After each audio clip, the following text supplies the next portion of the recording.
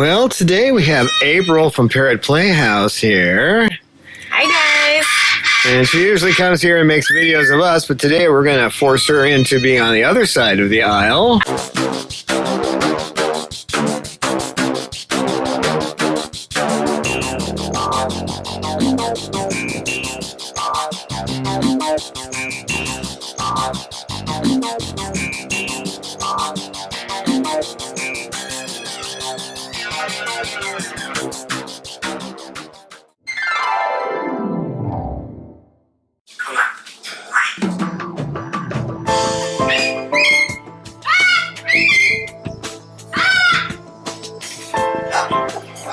Science knowledge only adds to the excitement, the mystery, and the awe of a flower.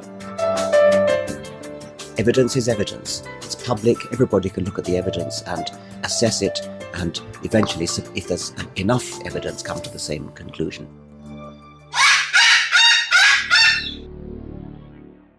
The Chloe Sanctuary for Parrots and Cockatoos, a nonprofit charity dedicated to the empowerment of captive parrots and public awareness. I was like, what? No, normally I'm the one doing the interviewing, so, here we go. So, what got you into parrots? Gosh, now that's a long story. I was a sick kid growing up, and I had to have many, many surgeries. And so there was one point in my life where I couldn't leave the house because I was so sick and I just had a major surgery and I was really, really lonely. And I would just cry and cry because I wanted a friend, but I looked terrible, you guys. I looked really sick. I didn't want people to see me because if they did, they would stare at me and they would, whisper things because they knew I wasn't well. And I asked my dad, I said, I want a friend that I can talk to that can be here with me. And I saw a KPBS special on parrots, and I was like, oh my gosh, I want to get a parrot so I can talk to it and it'll talk back to me. So that's how I got into birds. And growing up, we didn't have much money. We were kind of poor. And so parrots were expensive. And back then, I don't know if there was a parrot crisis yet. We're talking 26 years ago, many years ago. But I asked my dad, I said,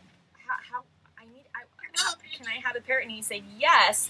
So he basically did not pay the electric bill. You know when you get that notice that they're about to cancel? So he was late paying the electric bill so he could go out and help me find a parrot for $350. And that's what he gave me. So I went to the pet store and I said, this is how much I got. My dad said I have to leave with a cage, food, and a bird. And there was baby way in the back, padlocked because he was a piranha. And that's how I got my first parrot. And I took him home. Oh, I'm so sorry. Oh! You startled me. Come here, silly. Come here, silly. Come here. What did you do? Did you just do that? Is it because I'm talking loud? Is it because I'm talking loud? Might be. Yeah, I'm trying to get the, so I brought baby home and that is the lot. You don't want to get a bird for that reason, right? And little did I know that moment would completely change the course of my life forever.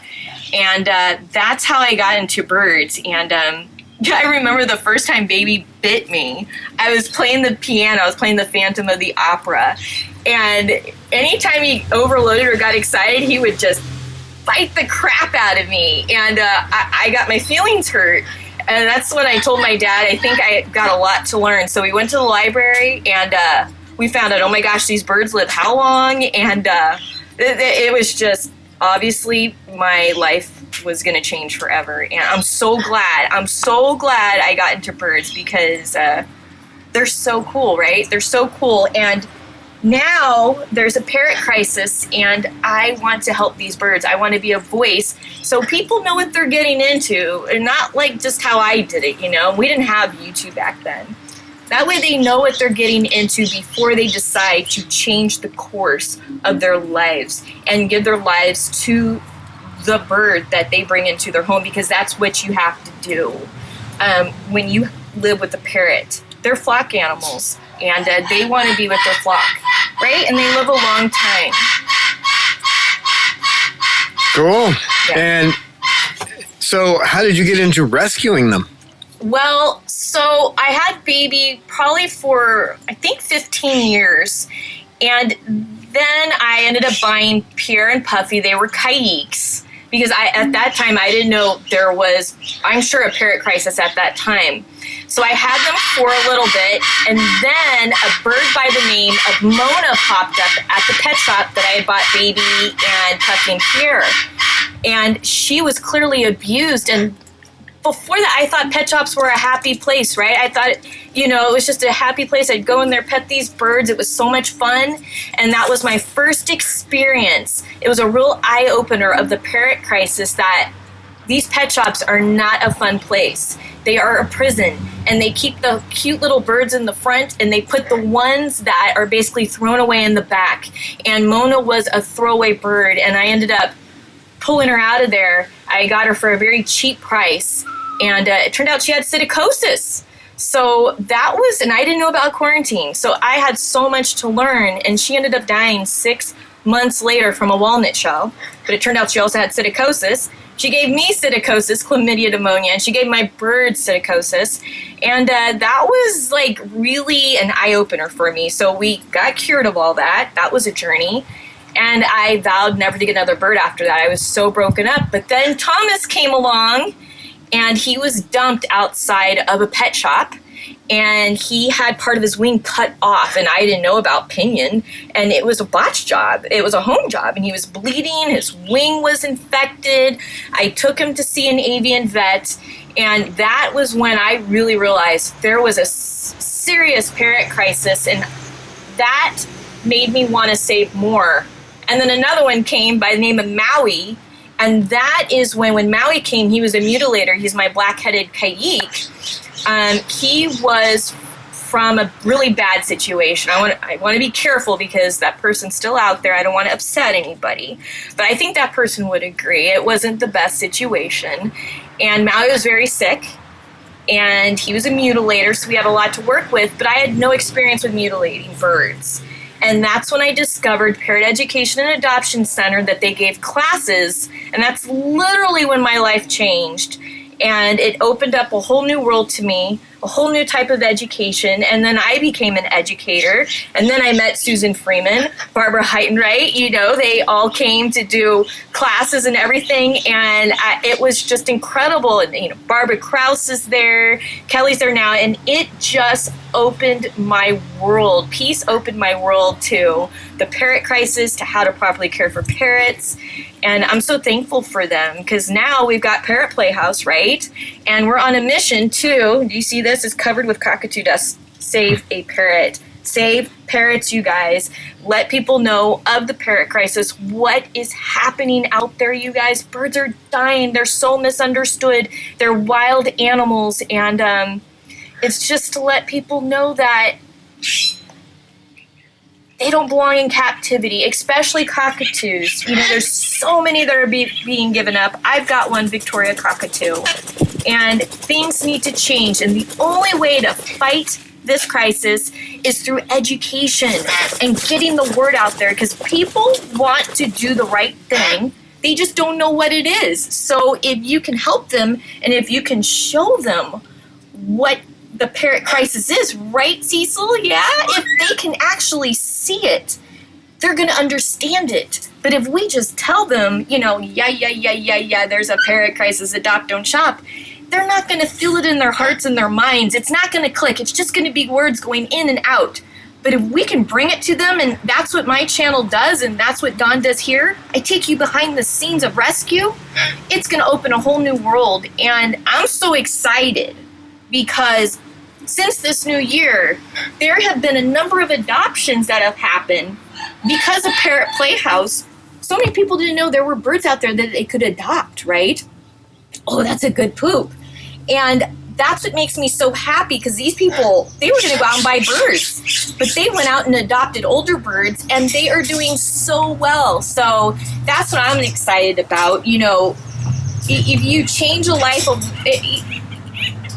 just it might not seem much just saving the life of one bird, but for that one bird, it completely changes their life. And it's just incredible. One bird at a time, you guys. One bird at a time. So what do you see yourself doing into the future? Oh, I see this continuing. I want to get way more involved with, look at these two. Look at these two. What are you doing down there? Oh, he's got a piece of wood. Okay. I want to get way more involved with rescue videos.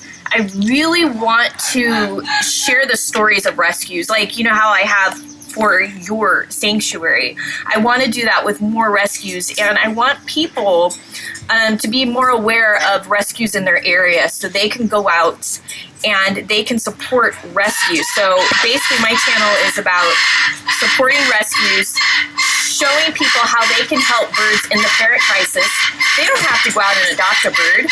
They can share videos, they can share rescue posts, they can donate, they can go volunteer. You know, there's a gazillion ways you can help birds in the parrot crisis, and that's what Parrot Playhouse is definitely about, and that's what I really want to get out this year. Hashtag save a parrot, how you do that. Great. Well, thanks for all of that. And You're welcome. Cecil, what do you have to say?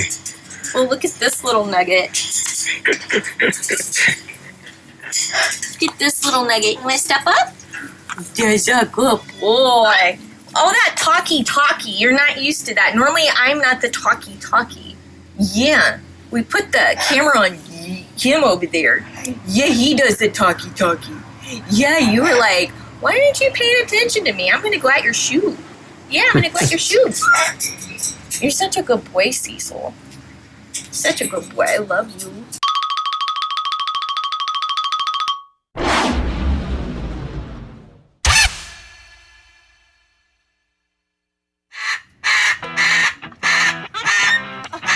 Get too wound up, Steve.